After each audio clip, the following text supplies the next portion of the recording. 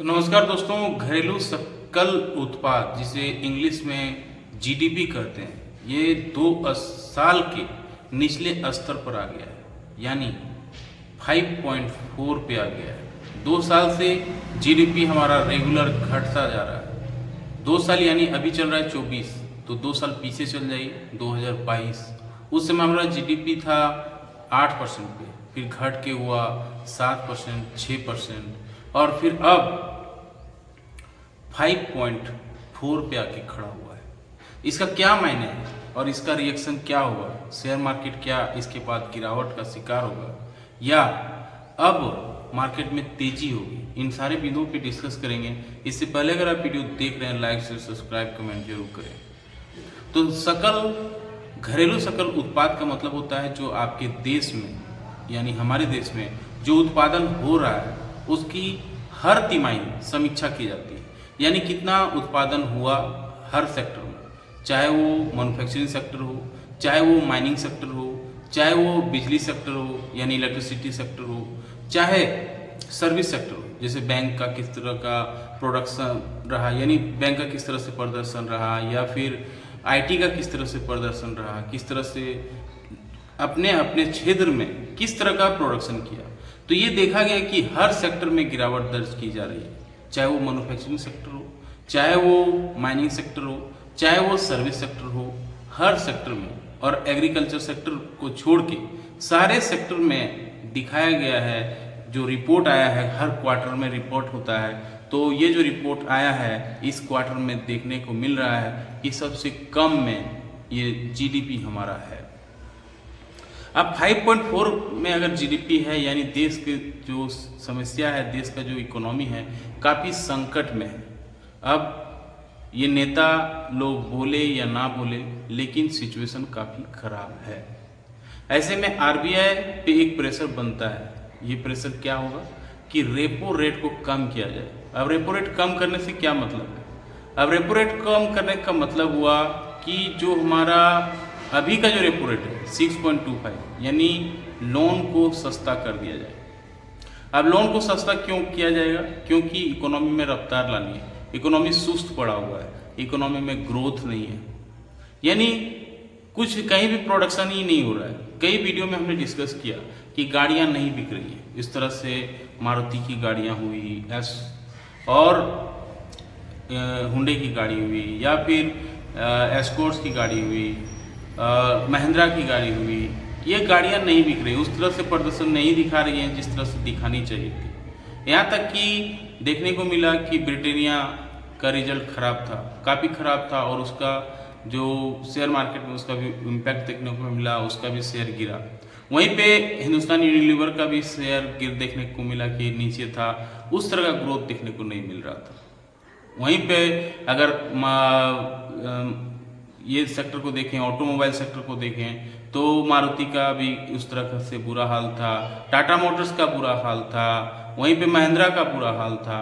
तो इन सारे शेयरों में प्रेशर देखने को मिला क्योंकि इसका रिजल्ट उतना अच्छा नहीं था। क्वार्टरली रिजल्ट जो आया, क्वार्टरली जो हर क्वार्टर में कंपनी अपनी रिजल्ट को पेश करती है, क्वार्टर का मतलब होता है 3 महीने में, तो हर 3 महीने में जो रिपोर्ट पेश करती है वहाँ पे देखने को मिला कि कोई भी ग्रोथ देखने को नहीं मिल रहा था, और इसी चलते उसके शेयरों में प्रेशर भी देखने को मिल रहा था।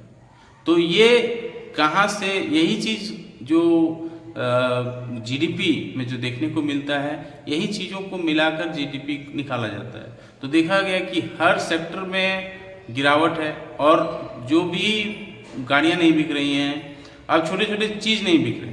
अब मान के चलिए ब्रिटानिया का सामान नहीं बिक रहे हैं, यानी बिस्कुट नहीं बिक रहा है, यानी शैम्पू नहीं बिक रहा है। उस तरह से लोग उस तरह से खर्चा नहीं कर रहे हैं जिस तरह से पहले करते थे, 2 साल पहले करते थे। अब यही रीज़न है कि उन कंपनियों का प्रदर्शन भी काफ़ी खराब रहा। अब रेपो रेट बढ़ाने से क्या होगी, रेपो रेट घटाने से क्या होगी कि लोन सस्ता होगा, लोग लोन लेंगे और खर्चा थोड़ा बढ़ाएंगे, यानी घर खरीदेंगे। घर खरीदने के बाद लोग हॉलीडेज में जाएंगे, थोड़ा और एक्सपेंसेस बढ़ाएंगे। मार्केट में थोड़ा फ्लो कम हो गया है, वो फ्लो थोड़ा देखने को मिलेगा अगर रेपो रेट कम हो गया तो बहुत ज़्यादा चांसेस है कि शेयर मार्केट में अगर आरबीआई पे ये प्रेशर पड़ता है कि हमें रेपो रेट कम करना होगा, तो मार्केट में प्रेशर देखने आरबीआई पे प्रेशर मिलेगा, तो रेपो रेट कम किया जाएगा और इससे बैंकिंग सेक्टर को फायदा होगा। यानी लोन वो ज़्यादा बेच पाएंगे, लोन सस्ता हो जाएगा, तो लोग कस्टमर थोड़ा बैंक की ओर बढ़ेंगे और उनका प्रोडक्ट थोड़ा ज़्यादा बिकेगा। और वही चीज़ फिर फैक्ट्रीज में देखने को मिलेगा। फैक्ट्री जो जहाँ पे मैन्युफैक्चरिंग यूनिट है वो ज़्यादा काम करेंगे, ज़्यादा पैसा लेंगे, ज़्यादा लोन लेंगे और अपने प्रोडक्शन को बढ़ाएंगे। तो अगर लोन सस्ता हो जाता है, रेपो रेट सस्ता हो जाता है, तो बहुत चीज़ें हमारे फेवर में हो सकती हैं, मार्केट के फेवर में हो सकती हैं। यानी क्या क्या फ़ायदा हो सकता है? पहला कि लोन सस्ता होगा तो लोग गाड़ियाँ खरीदेंगे, तो ऑटो सेक्टर को फ़ायदा हो सकता है। घर खरीदेंगे तो रियल एस्टेट सेक्टर को फ़ायदा हो सकता है। लोग छुट्टियां मनाएंगे तो होटल टूरिज्म सेक्टर को फ़ायदा हो सकता है। और लोग और भी थोड़ा एक्सपेंसेस को बढ़ाएंगे तो मार्केट में जो एफएमसीजी सेक्टर का डिमांड कम हो गया है, उस सब का भी डिमांड थोड़ा बढ़ेगा। तो कुल मिला के सारे सेक्टर को फ़ायदा होगा अगर रेपो रेट को कम किया जाए तो। अब बात आती है कि जीडीपी जो हमारा कम हुआ है, 5.4 पे आ गया है, ऐसा क्यों हुआ है? क्योंकि जो हमारे इन्फ्लेशन है, जो महंगाई है, वो डे बाय डे बढ़ रहा है। अब लोगों के पास उस तरह का पैसा हो नहीं पा रहा है, एक्स्ट्रा पैसा कि घर खरीदे, गाड़ियाँ खरीदें, हॉलीडेज पे जाएं। ये पहला रीज़न है, इन्फ्लेशन काफ़ी बढ़ा हुआ है। दूसरा, गवर्नमेंट का एक्सपेंडिचर उस तरह से नहीं हुआ है जिस तरह से उम्मीद की जा रही थी।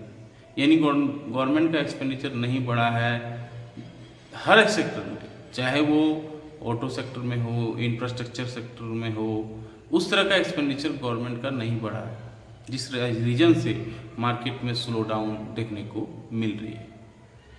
इसके बाद मार्केट में देखने को मिल रहा है कि कंपटीशन डे बाय डे बढ़ता जा रहा है और कंपटीशन के चलते मार्केट में जो है कि प्रोडक्शन उस तरह से लोग नहीं कर पा रहे हैं, उस तरह से ध्यान नहीं दे पा रहे हैं और डे बाय डे उसका जो खामियाजा है उन सेक्टरों को भुगतना पड़ रहा है।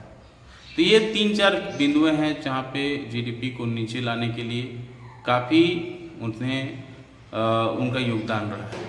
अब जीडीपी को अगर ऊपर लाना है, यानी ग्रॉस डोमेस्टिक प्रोडक्ट को अगर हमें ऊपर लाना है, तो क्या करना होगा? पहला, हमें लोन को बढ़ाना होगा, लोन को जो क्वांटिटी है उसको बढ़ाना होगा। लोन तभी लोग लेंगे जब लोन का इंटरेस्ट हमें कम देना होगा, यानी जो ईएमआई है वो सस्ता हो, लोन का इंटरेस्ट कम हो, तभी लोग लोन खरीदेंगे और फिर गाड़ियाँ खरीदेंगे, हॉलीडेज पे जाएंगे और एक्सपेंडिचर को बढ़ाएंगे, घर खरीदेंगे। तो ये सारे चीज़ जुड़ा हुआ है एक दूसरे से। यानी जीडीपी को बढ़ाना है तो लोन को घटाना होगा, ईएमआई रेपो रेट को कम करना होगा। तो जीडीपी और लोन रेपो रेट एक दूसरे से जुड़ा हुआ है। जीडीपी बढ़ा हुआ था तो लोन बढ़ाया गया, लेकिन जीडीपी घट गया है, तो अब क्या सरकार का फोकस रहेगा, आरबीआई का फोकस रहेगा कि रेपो रेट को कम कर दिया जाए। आप समझ सकते हैं कि 2 साल पहले ये 8% पे हुआ करता था, 8% से 6% हुआ, 6% से 7% से फिर 6% हुआ, 6% से फिर 5% पे आ गया है। तो काफ़ी बुरा हाल है इकोनॉमी का और इसके लिए रेपो रेट को घटाना बहुत जरूरी है। तो सारे बिंदुओं पे हमने डिस्कस किया। कैसा लगा जानकारी? लाइक शेयर सब्सक्राइब कमेंट करके जरूर बताएं।